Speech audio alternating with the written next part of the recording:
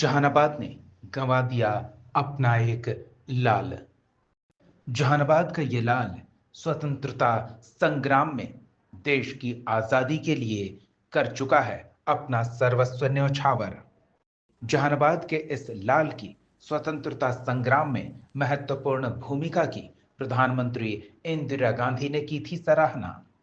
ताम्रपत्र देकर स्वतंत्रता संग्राम में इनके योगदान को किया गया था सम्मानित। जहानाबाद के काको प्रखंड के सैदाबाद पंचायत के टीमलपुर गांव निवासी स्वतंत्रता सेनानी साधु शरण सिंह का 101 वर्ष की उम्र में घर पर ही निधन हुआ। निधन की सूचना मिलते ही गांव सहित पूरे इलाके में शोक की लहर फैल गई। खबर मिलने पर सांसद सुरेंद्र यादव, घोसी विधायक रामबली यादव, डीएम अलंकृता पांडे, एसपी अरविंद प्रताप सिंह सहित प्रशासनिक अधिकारियों का अमला उनके पैतृक गांव पहुंचा, जहां उन्हें राजकीय सम्मान के साथ श्रद्धांजलि देते हुए उनका अंतिम संस्कार किया गया। सभी आगंतुकों ने शोकाकुल परिजनों को ढाढ़स बंधाते हुए सांत्वना दी। जानकारी मिल रही है कि वो बीते कुछ समय से बीमार चल रहे थे। क्षेत्रवासियों ने इसे एक युग का अंत बताया।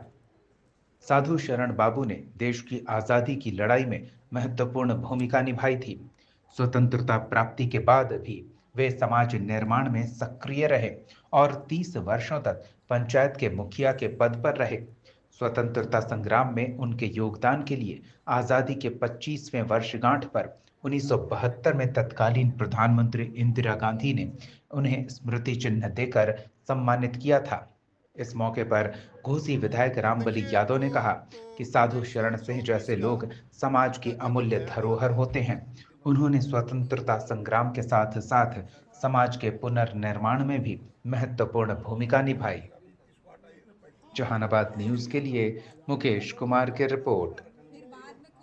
अब देखिए, वो तो 1924 का उनका जन्म है आधार कार्ड के अनुसार, तो उस समय तो कोई जन्म तिथि बनता नहीं था, लेकिन इसके बावजूद भी वो 100 बरस के ऊपर के हैं।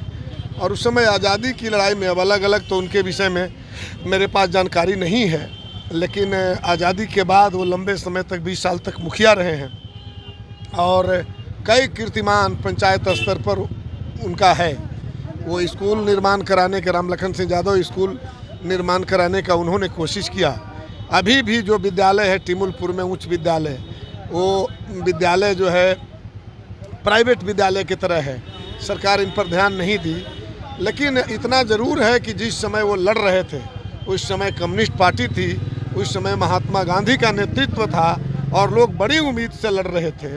और ये जिस उम्मीद के साथ कुर्बानी लोगों ने दिया, जेल गया लोगों ने, अभी जो देश जिनके हाथ में है, ऐसे लोगों के हाथ में जिनका कोई योगदान नहीं है, तो बहुत ज़्यादा हरासमेंट इस देश को, इस राज्य को हो रहा है। और हम लोग साधु शरण बाबू के अरमानों के साथ हम इस देश के जो सांप्रदायिक ध्रुवीकरण करने की जो कोशिश चल रही है, उस समय हिंदू मुस्लिम एक साथ फांसी पड़ रहे थे, एक साथ जेल जा रहे थे, और आज बहुत ये दुखद बात है, लेकिन उनका काफ़ी योगदान रहा है। और वो आज़ादी के बाद के 76 बरस देख करके वो विदा हुए हैं, तो यही है उनकी